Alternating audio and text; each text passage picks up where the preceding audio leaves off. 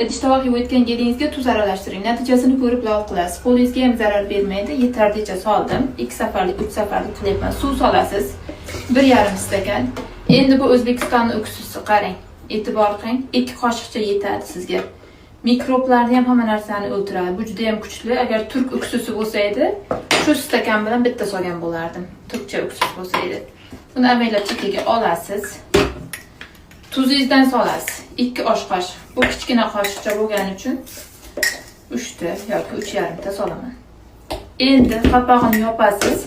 Ham yuvgan idishlaringiz xuddi yangidek bo'ladi. Qarang, masalan shuni 7 yildan beri ishlataman, hozir ko'rsataman. Yaxshilab ko'pirtirasiz. Bo'ldi. Ko'pirgandan keyin idish tovoq yuvayotgan boyagi idishingizni olib kelasiz. Yetarlicha ko'pirtirdim.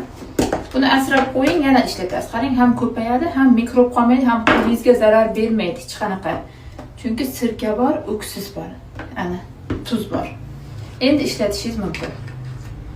Ham ekonom bo'ladi, ham mikroblardan qutulasiz, ham qo'lingizga zarar bermaydi. Ichida tuz bor, sirka bor, unutmang. Tuz, sirka, suv uchalasini aralashtirganingizdan keyin mana buni qarang. 7 yildan beri har kun ishlataman. Ham yaltillab chiqadi yuvgan narsalaringiz. Bu foydali bilgini hammaga yuborib qo'yishni unutmang.